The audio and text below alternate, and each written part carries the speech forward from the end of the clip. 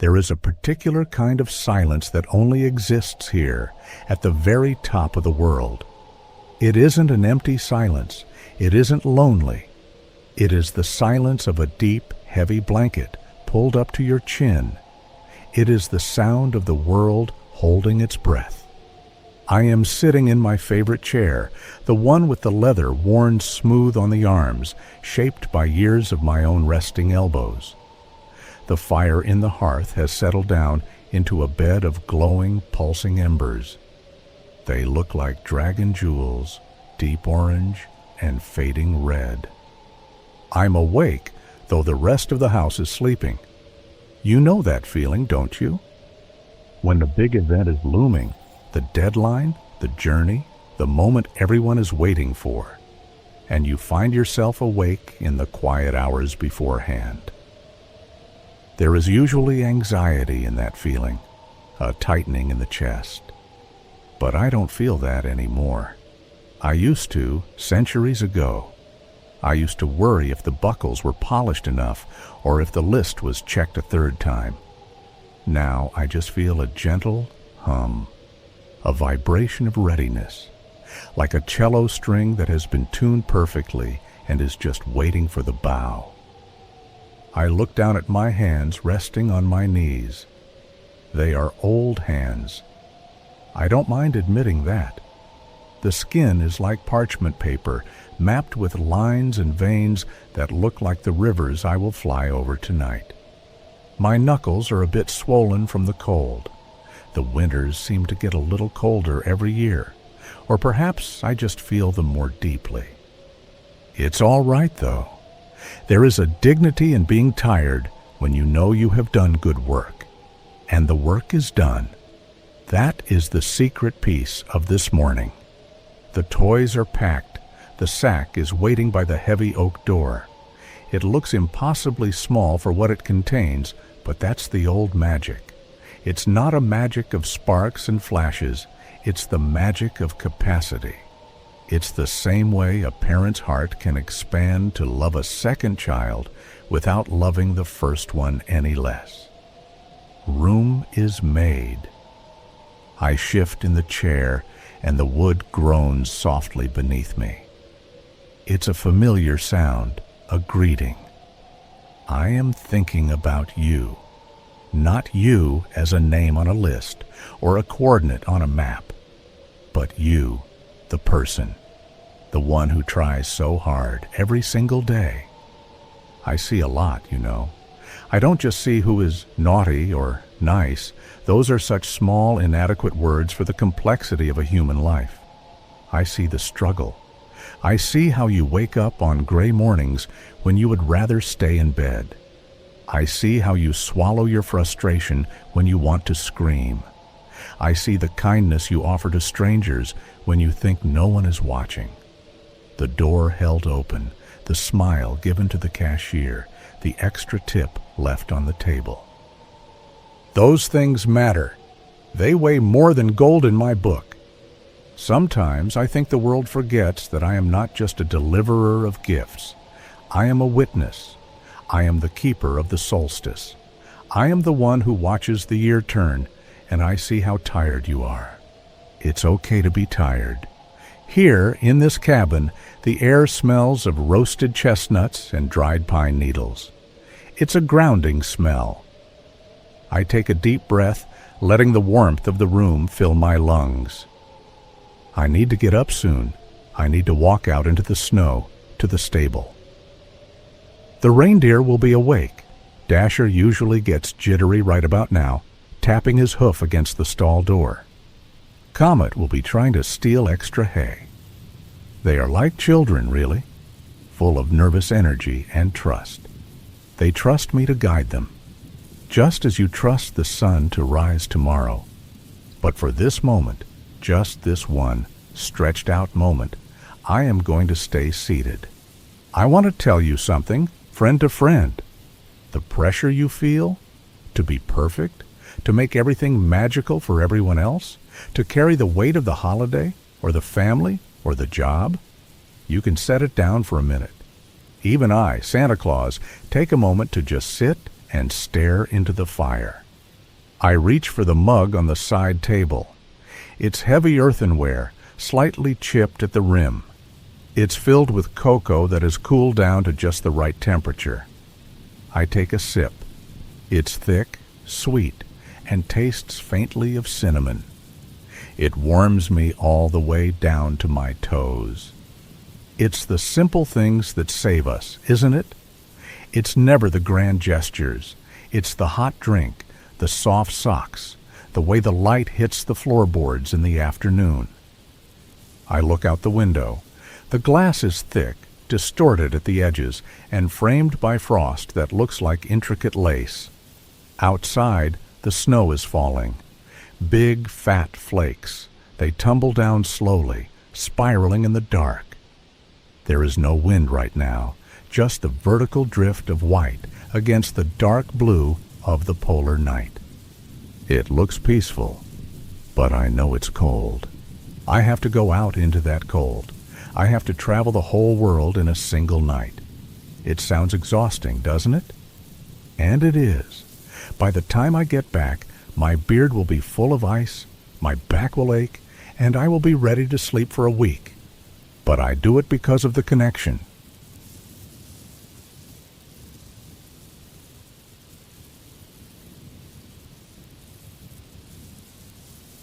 Are you ready?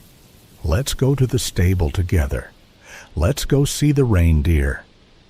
When I place a gift under a tree, or in a stocking, or on a bedside table, I am stitching the world together.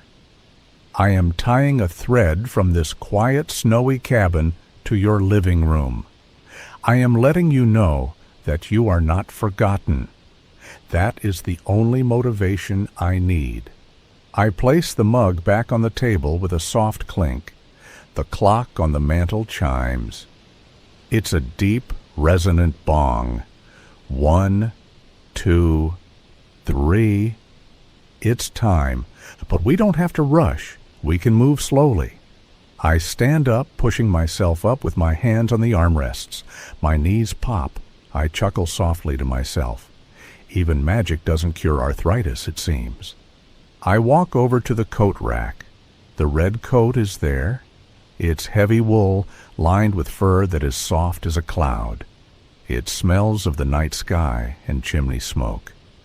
As I put my arm into the sleeve, I want you to close your eyes. I want you to imagine that you are here with me, that you are safe in this cabin. The storm cannot touch you here. The worries of the year cannot find you here. You are just watching an old man get ready for work. A work of love. I button the coat, one large button at a time. I check my pockets. Gloves? Yes. The small brass compass? Yes. I turn to the door. I put my hand on the iron latch. The metal is cool to the touch. The moment I unlatch the cabin door, the world changes. Inside, everything was amber light, soft wool, and the smell of cocoa. Outside, the world is painted in shades of deep indigo and spectral blue. The cold is not just a temperature here, it is a physical presence. It greets me immediately, pressing against my cheeks, stinging the tip of my nose. It smells of absolutely nothing, a scent so clean and sharp it feels like inhaling diamonds. I pull the collar of my coat up high. The fur tickles my ears. I step out onto the porch, and the wood creaks loudly in the frost. Crunch. My boots sink into the fresh layer of snow. It's dry snow, powdery and light. Every step I take makes a sound like crushing sugar. Crunch, crunch, crunch. The path to the stables is not long, perhaps 100 yards, but tonight it feels like a bridge between two worlds. Above me, the aurora is waking up. Great ribbons of green and faint violet are beginning to unfurl across the stars, moving with that silent, ghostly elegance they always have. I stop for a moment, just for a breath, to watch them. I have seen them 1,000,000 times, but I never stop looking. It would be rude to ignore the sky when it is putting on such a show just for me. The lantern in my hand swings gently, casting a moving circle of yellow light on the blue snow. My shadow stretches out long and thin, dancing against the drifts. Ahead, the stable looms out of the darkness. It is a massive structure built from whole logs of ancient cedar that I floated up from the southern forests centuries ago. It has a high, peaked roof to shed the heavy snow, and tonight, with the snow piled thick upon it, it looks like a sleeping mountain. There is no light coming from the windows yet. I like to keep it dark for them so they can rest until the very last moment. I reach the double doors. They are 12 feet tall, bound with iron hinges that I oil every summer. I place my gloved hand on the wood. It is freezing cold, but I can feel a vibration humming through it, a low, rhythmic thrumming. They know I am here. I slide the small pilot door open. I don't open the main doors yet. That would let too much heat out, and I step inside. The smell hits me instantly. It is the best smell in the world. It is the scent of life. It smells of sweet Timothy hay, oats, molasses, worn leather, and the musk of warm fur. It is a humid, earthy embrace that fogs my glasses instantly.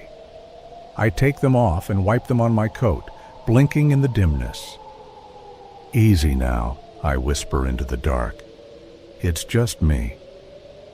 I hang my lantern on a hook by the door and walk over to the wall where the main lights are controlled. I don't turn on the overheads, too harsh. Instead, I twist a dial, and a series of warm, low-wattage bulbs along the stalls flicker to life. They cast a golden, dusty glow over the central aisle. The stable is vast, like the nave of a wooden cathedral. The ceiling disappears into shadow high above, where the haylofts are stacked. Down here, on either side of the wide cobblestone aisle, are the stalls. And there they are, my friends. They are standing now. 8 magnificent heads turned toward me. 16 dark, liquid eyes catch the light. I hear the soft huff of breath being blown through velvet noses. The air in the stable is so cold that their breath rises in perfect white columns, like smoke signals. It creates a mist that hangs over the stalls, a cloud of living warmth. I walk to the first stall on the left. "Dasher," I say softly. He is the biggest of them all. His chest is broad, a wall of muscle under dark, chocolate-colored fur. He is the general. He doesn't nicker or bow. He simply watches me with an intense, focused gaze. He is already pawing at the straw, a rhythmic thump-thump of his hoof. He hates the waiting.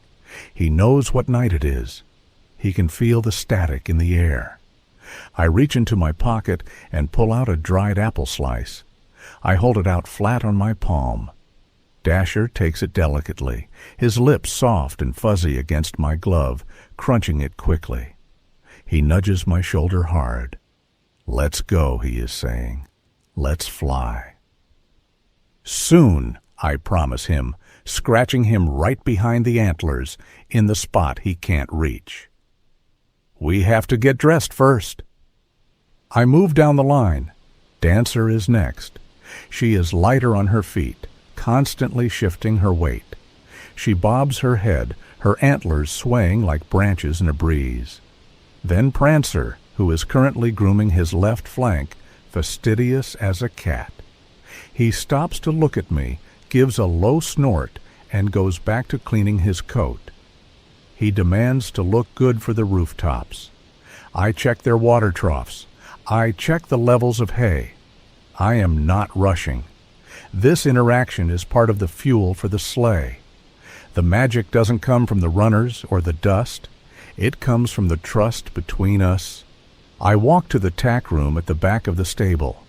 The smell of leather is stronger here. The harnesses hang in a row, polished to a high shine. They are heavy, made of double-stitched reindeer hide and adorned with brass bells. I lift the first harness down. The bells give a muted jingle, a sound that is synonymous with joy, but here, in the quiet stable, sounds like wind chimes. I carry the heavy leather over my arm back to Dasher's stall. I open the gate and step in with him. He stands perfectly still now. He knows the drill. I lift the collar over his head. He lowers his neck to help me, ducking his massive antlers with practiced ease. The leather settles onto his shoulders. I buckle the girth strap, pulling it snug but not tight. I check the fit with 2 fingers, sliding them under the strap to ensure he has room to breathe when he runs. "Good boy," I murmur. I do this 8 times. Lift, carry, buckle, check. It is a meditation. The repetitive motion settles my mind. My own anxiety about the timeline fades away, replaced by the rhythm of the work, the click of the brass buckles, the swish of the tails, the crunch of the hay. By the time I get to the back of the line, to Blitzen, I am warm. I unbutton the top button of my coat. Blitzen is the anchor. He is stocky, calm, and immensely powerful. He is the one who catches us if we slip on a steep roof. He presses his forehead against my chest, pushing me back a step. I wrap my arms around his thick neck and just hold him for a moment. He smells of deep winter and pine resin. "It's a long one tonight, Blitz," I whisper into his fur. "Lots of snow over the Atlantic." He blows a long breath against my neck, warm and moist. He isn't worried. He has never let me down, not once in 600 years. I step back out into the aisle and look at them. They are all harnessed now. The brass bells gleam in the low light.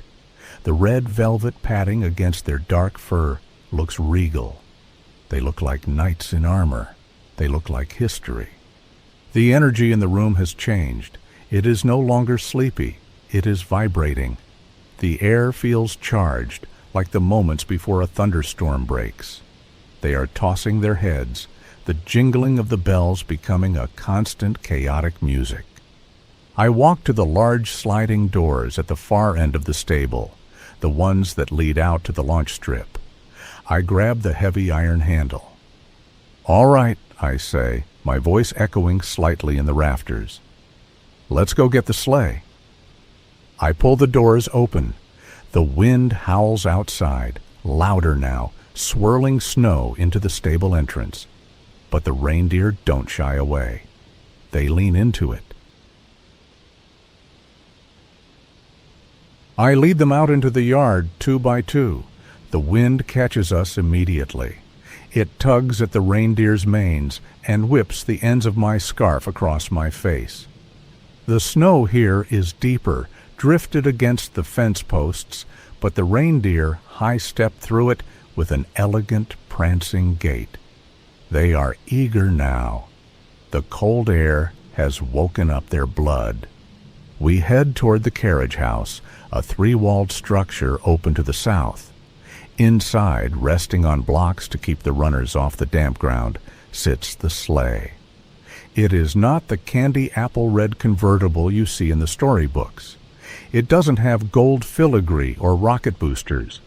It is a tool built for endurance. It is crafted from ancient ash wood, the same wood used for spear shafts and shield walls in the old days. The wood has been cured in the smoke of cedar fires until it is as hard as iron and dark as molasses. It is scarred in places, scratches from chimney bricks in London, dents from hailstorms over the Pacific. Every mark is a memory. The runners are not gold.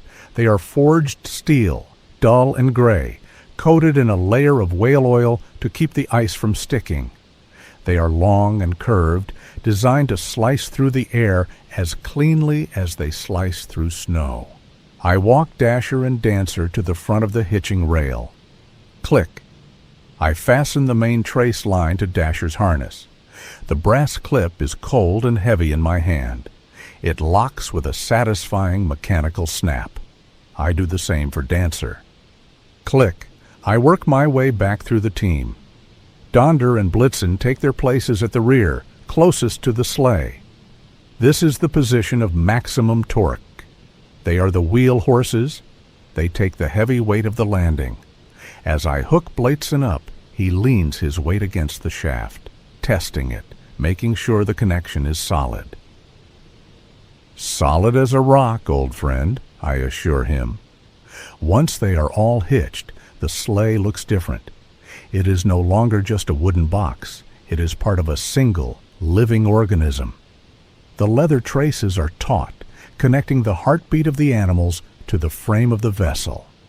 I turn back to the cabin to retrieve the sack. It is waiting by the door where I left it. To the eye, it looks like a simple laundry bag made of coarse velvet, perhaps large enough to hold 2 or 3 pillows.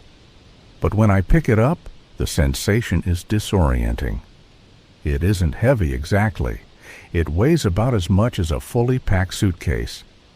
But it has density. When I swing it over my shoulder, I can feel the inertia of it. It feels like I am carrying a gyroscope that is spinning silently. It hums against my back. I carry it to the sleigh. I don't toss it in. I treat it with reverence. I place it in the cargo well behind the driver's seat. As soon as it touches the floorboards, the sack seems to settle, spreading out slightly, anchoring the sleigh to the earth. It is the ballast. Without it, we would be too light. We would drift like a dandelion seed in the wind.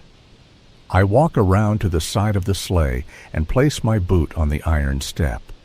I hoist myself up. The suspension groans, a deep wooden creak that I love. I settle into the driver's seat. It is a bucket seat, upholstered in cracked, tufted leather that smells of pipe tobacco and ozone. It cups me perfectly. I am enclosed by the high wooden walls of the cockpit, shielded from the wind that will soon be screaming past us at supersonic speeds. I reach down and pull the heavy bison fur blanket over my legs, tucking it in tight around my boots. In front of me is the dashboard. It is simple. There are no flashing lights. There is a large brass compass floating in a globe of alcohol to keep it from freezing. The needle is tipped with radium paint, glowing a faint ghostly green. It is currently pointing north, trembling slightly, confused by our proximity to the pole. Next to it is a pocket watch mounted on a small hook. I wind it carefully, 3 turns of the crown. Tick, tick, tick, tick. And finally, the reins. I reach forward and unhook them from the dashboard. The leather is supple, worn soft by centuries of grip. I thread them through my fingers. The left rein controls the portside team.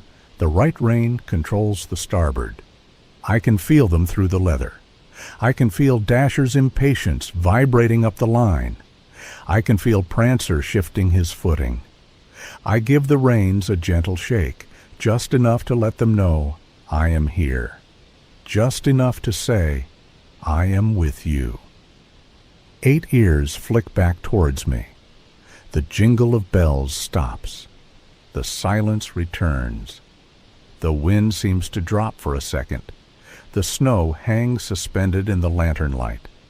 I look at the watch. The hands are perfectly aligned. I look at the horizon, where the darkness of the ocean meets the darkness of the sky. It is a void, a massive empty canvas waiting for us. My heart does a slow roll in my chest. It is not fear. It is the thrill of the launch. It is the knowledge that in 10 seconds gravity will no longer apply to us. I settle my grip. I take a deep breath, inhaling the freezing air, tasting the coming night. "All right," I whisper, my voice barely audible over the wind. I don't shout. I don't need to crack a whip. We have done this for 1,000 years. Walk on. The first movement is not a leap. It is a lurch. The sleigh breaks free of the frost that has settled around the runners with a sharp crack, like a branch snapping in deep woods. Then comes the sound of friction, the heavy grinding hiss of steel sliding over hard-packed snow. The reindeer are trotting at first. I can see the muscles in their hindquarters bunching and releasing, driving us forward. The sleigh sways gently from side to side, navigating the drifts. We are heavy. I can feel the sack behind me, a dense center of gravity anchoring us to the earth. "Trot up," I call out, snapping the reins lightly. The rhythm changes. The trot becomes a canter. The jingling of the bells speeds up, transforming from a lazy melody into a rapid metallic shimmering. The wind begins to pick up, flowing over the curved dashboard and hitting the fur of my hat. We are moving fast now, faster than any horse could gallop. The ground is a blur of blue and white beneath us. The runners are singing, a high-pitched vibration that travels up through the floorboards and into the soles of my boots. We are skimming the surface of the world. Ahead, the end of the launch strip approaches.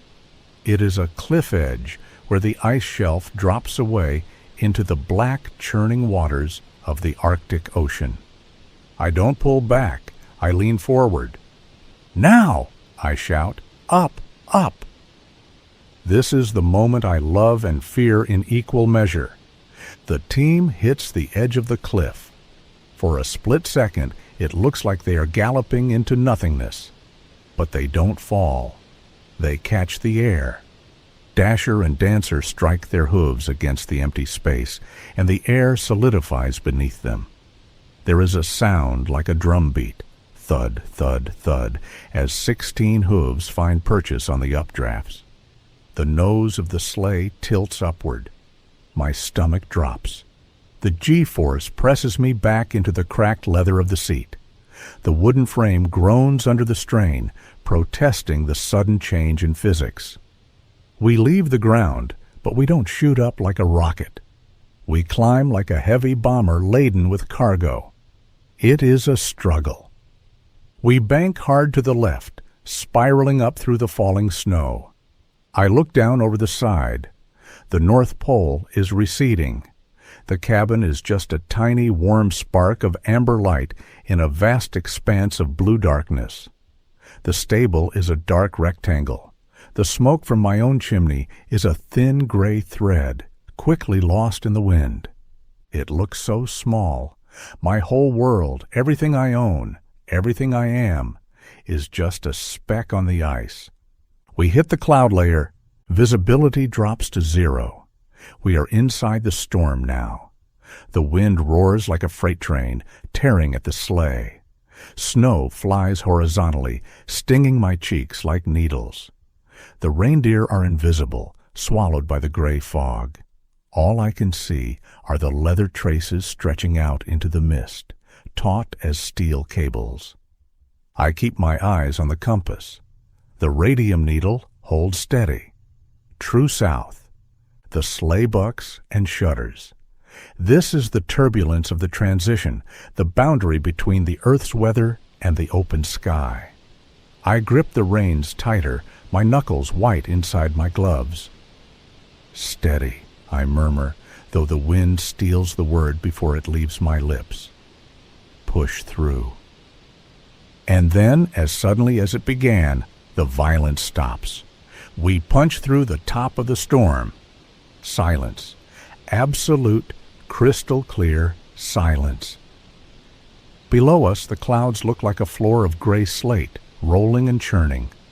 But up here, the air is still and thin. The sky is a dome of infinite velvet, studded with stars so bright they hurt to look at. The moon is a giant watchful eye, painting the backs of the reindeer in silver. They have leveled out now. Their breathing has slowed. They are running easily, their legs moving in a fluid, dreamlike slow motion. In the thin air, there is no resistance. We are gliding. The only sound is the wind whispering over the runners, a soft, continuous hiss, and the rhythmic creaking of the harness leather. I let out a breath I didn't realize I was holding. A cloud of steam escapes my lips and drifts backward over my shoulder. I adjust the blanket over my legs. I check the pocket watch. We are on schedule. I look ahead over the antlers of the team. The world is waiting. Somewhere down there, under the blanket of clouds, millions of people are sleeping. Millions of dreams are playing out in the dark. I reach into the side pocket of the sleigh and pull out a thermos.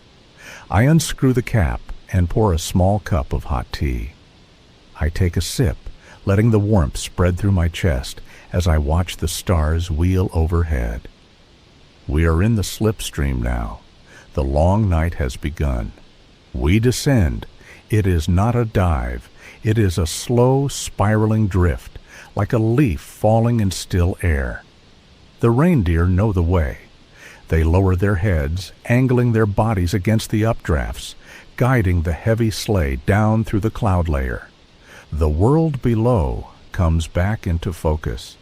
It is no longer a dark void. It is a tapestry of deep blues and blacks, punctuated by tiny clusters of orange light. The first village is small. It sits nestled in a valley between two jagged peaks, likely somewhere in northern Scandinavia, though I don't check the map. I know the roof. We bank over a frozen river, the runners hissing softly as they cut through the damp air. The village is asleep. The street lights cast lonely pools of yellow on the cobblestones.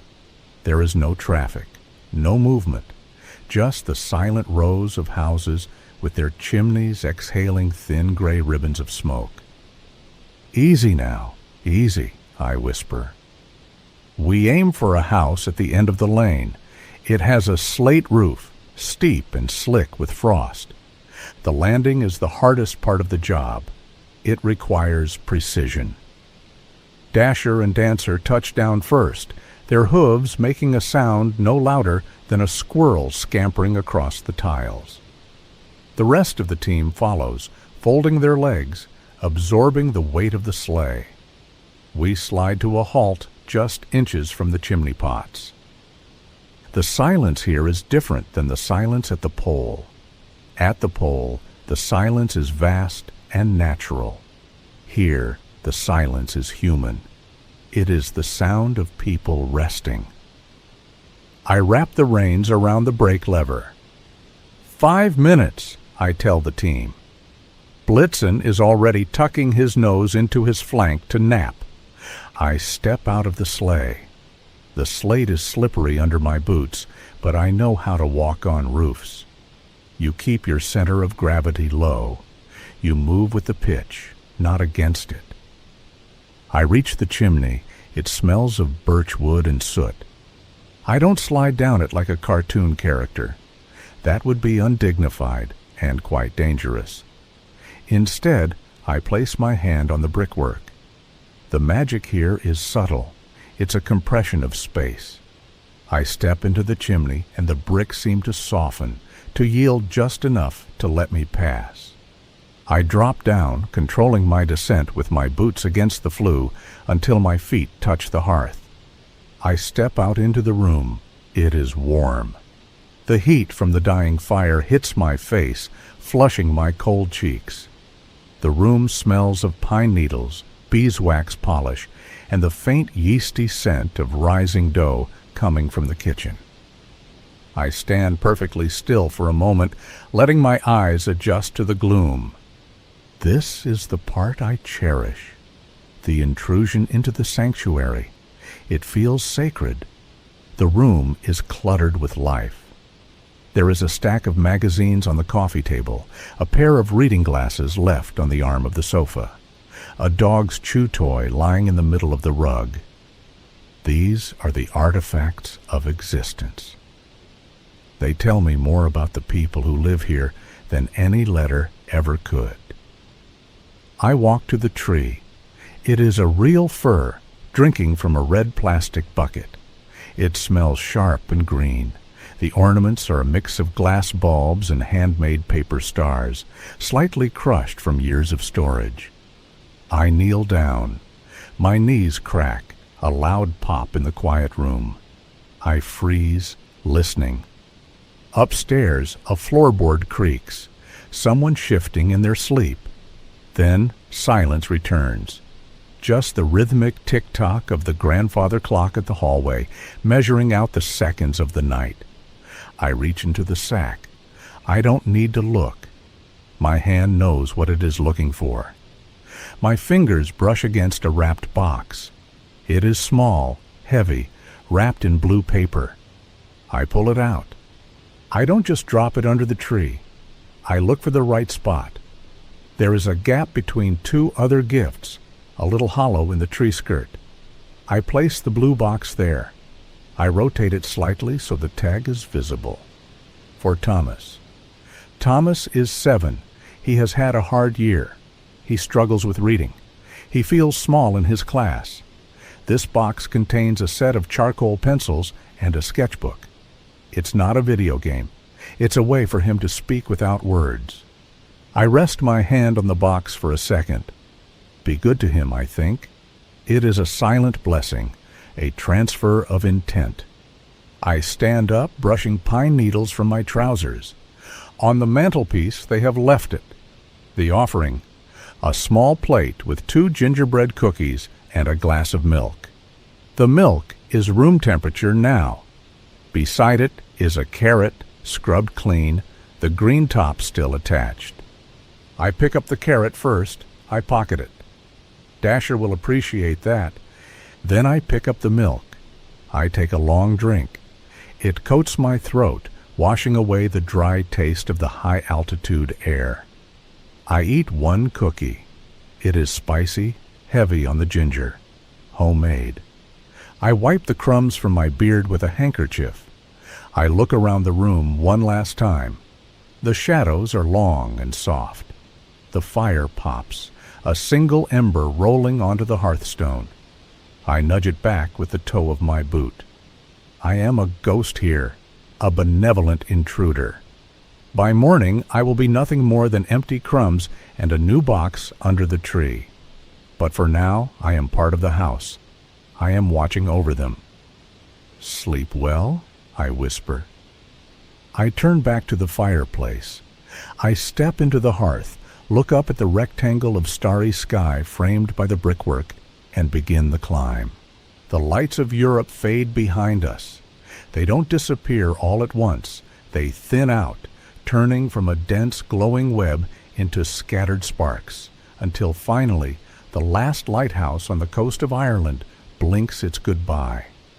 Then there is only the ocean. We are flying high now, cruising at an altitude where the air is thin and brittle. Below us, the Atlantic is a vast heaving slab of obsidian. There is no difference between the water and the sky. It is all one continuous enveloping dark. This is the long night. This is the stretch that tests the spirit. On land, the journey is broken up by the rhythm of the stop, the chimneys, the rooftops, the cookies. There is constant activity. But out here, there is nothing but the drone of the wind and the slow beat of the hooves.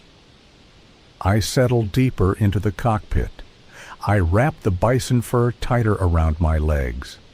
The cold over the ocean is different than the dry freeze of the pole. It is a damp cold. It seeks out the gaps in your armor. It finds the ache in my left shoulder and the stiffness in my knuckles. I don't mind it. It's a familiar pain. It reminds me that I am real. I look ahead at the team. They have settled into their marathon pace. Their heads are low, their antlers cutting through the slipstream.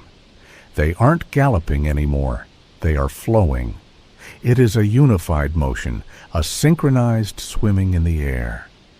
I watch the muscles ripple along Blitzen's flank. I watch the way Cupid's ears swivel back and forth, tracking the sound of the waves thousands of feet below. They are magnificent machines of biology and magic. They don't need me to steer right now. They know the heading, west by southwest. I have time to think. I look down at the black water. I have flown this route so many times. I remember when the ocean below was empty, save for the whales singing their deep, booming songs that vibrated right up through the runners of the sleigh. I remember the wooden ships tossing like toys in the swells, their white sails looking like handkerchiefs dropped in the dark.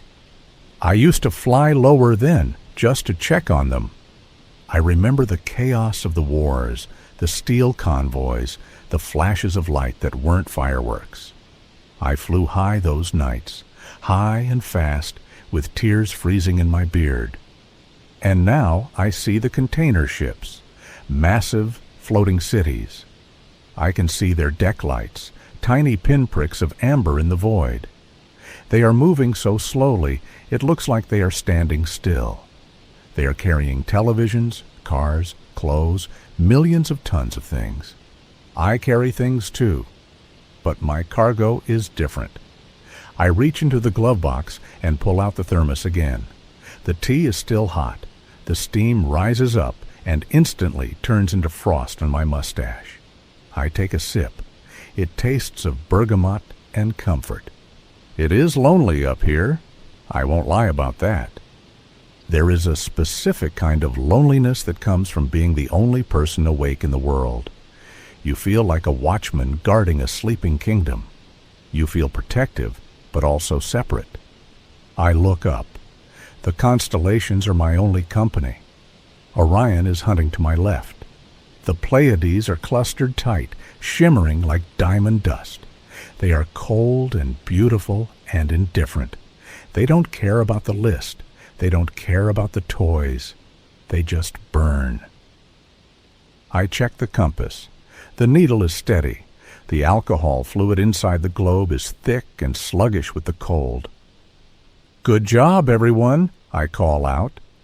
My voice sounds small, swallowed instantly by the vastness. Comet flicks an ear. Acknowledged. I check the pocket watch. 2 a.m. We are making good time. The headwinds have been kind to us. We are approaching the midpoint, the point of no return. I close my eyes for just a second, not to sleep, just to rest them from the constant staring into the dark. I listen to the sleigh. I listen to the creak of the ash wood, the whir of the wind over the runners, the jingle hiss of the harness. It is a lullaby, a song of motion. Suddenly, the horizon begins to change. It isn't the sun. It's too early for that. It is a glow, a faint, hazy purple bruise on the edge of the night. The Americas?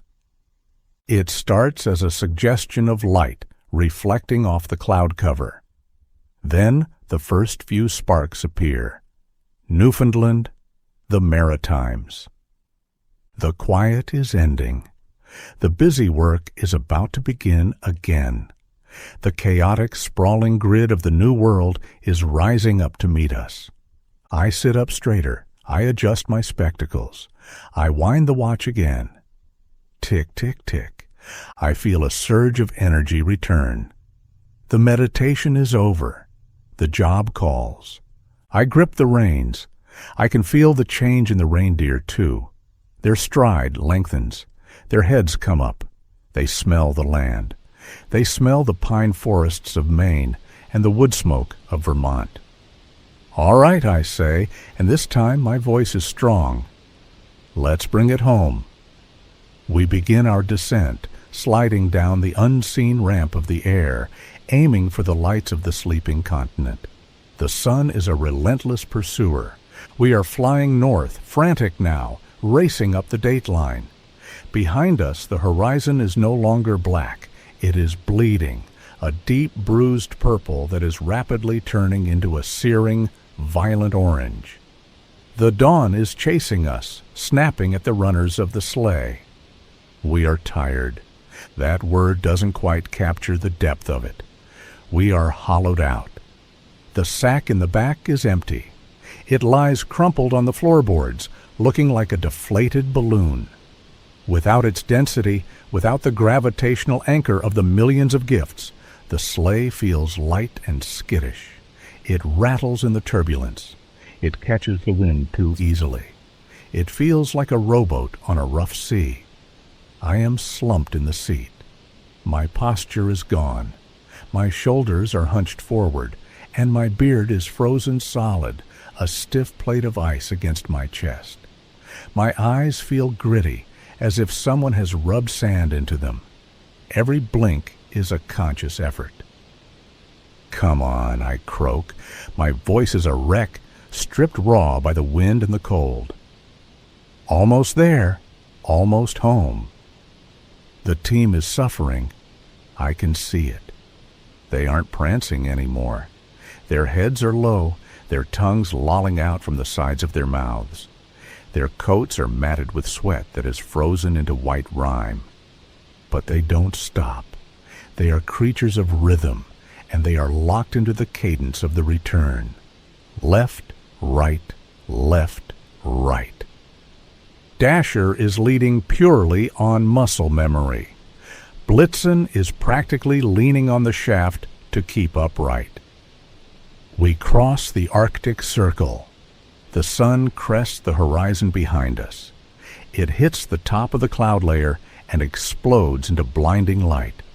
The shadows of the reindeer stretch out in front of us, miles long, racing ahead across the white clouds. And then I see it. It isn't a beacon. It isn't a palace. It is just a tiny, solitary peak of ice rising out of the flat expanse. The magnetic north. "Home," I whisper. "Boys, look, home." Ears prick up. The tempo increases, just a fraction. They see it too. The promise of hay, the promise of the stall, the promise of sleep. We dive. We don't glide down gracefully like we did in the village. We drop. We are too tired for finesse. We puncture the cloud layer, and the wind screams in the rigging. The ground rushes up to meet us, a blur of white and gray. I pull back on the reins, hauling with all my remaining strength. My triceps burn. "Back! Back!" The runners hit the ice. Crunch. It is a hard landing. The sleigh bounces, slews sideways, and skids violently across the frozen runway. Snow sprays up in massive sheets, covering me, covering the team. We slide for 100 yards, the metal runners screeching in protest, carving deep gouges into the ice. And then, finally, we stop. The silence that follows is not the peaceful silence of the study. It is the ringing silence of exhaustion. For a moment, nobody moves. The reindeer stand with their heads down, heaving. I can see the steam rising from their backs in the cold morning air, creating a fog bank around the sleigh. Their sides heave in and out like bellows. I sit there, gripping the reins, staring at the back of the stable doors. My hands are locked into claws. I have to consciously tell my fingers to open. One by one, I peel the gloves off. My hands are shaking. I reach for the latch of the door. I push it open and nearly fall out of the sleigh. My legs are numb, pins and needles shooting up my calves as I hit the ground. I stumble, catching myself against the side of the sleigh. I walk to the front of the team. I walk to Dasher. He turns his head slowly to look at me. His eyes are half closed, rimmed with frost. I rest my forehead against his wet nose. He leans into me, heavy and warm. "We did it," I whisper into his fur. We did it. The sun is fully up now. The world is a blinding, brilliant white. The long night is over. We have survived the magic for another year. The unharnessing takes twice as long as the harnessing. My fingers are stiff, clumsy with the cold, fumbling over the buckles I fastened so easily just hours ago. But I do not rush. I cannot leave them like this. I lift the heavy leather yokes from their shoulders. The steam rises from their backs in great swirling clouds. As I free Blitzen, he shakes his whole body, a ripple of muscle that starts at his ears and ends at his tail, sending a spray of ice crystals into the air. I lead them back into their stalls, one by one. I fork fresh hay into the mangers. It is the good stuff, alfalfa mixed with dried clover. I fill the water troughs. I check their hooves for cracks. "Rest now," I murmur, patting Dancer on the flank. She is already burying her nose in the hay, her eyes closing. I walk down the center aisle. The stable is quiet again, but it is a different kind of quiet. It isn't the tense, expectant silence of the evening. It is the warm, humid silence of recovery. The air is thick with the sound of chewing and the soft thud of heavy bodies settling into straw. I dim the lights. Good night, friends. I slide the pilot door shut. The walk back to the cabin is a blur. The sun is blindingly bright, reflecting off the snow with a glare that makes my eyes water. I walk with my head down, watching my boots trudge through the drifts. I am not flying anymore. I am just an old man walking through the snow, feeling every year of my age in my knees. I reach the porch. I scrape the snow off my soles on the iron grate. Scrape, scrape. I open the heavy oak door and step inside. The cabin is cool. The fire I left burning has died down to a pile of gray ash and a few stubborn, glowing coals deep in the center. I don't go to the desk. I don't go to the map. I go straight to the hearth. I kneel down, slowly, painfully, and add a piece of birch bark and 2 small logs. I blow on the coals. The ash flies up, dusting my beard with gray. A small orange flame licks up the bark. It catches. The wood pops. The heat begins to radiate outward again. I stand up and walk to the armchair. Now begins the best ritual of the year. I undo the buttons of the red coat. They feel like stones. I shrug the heavy wool off my shoulders and let it slide onto the ottoman. It smells of the ozone layer and chimney smoke.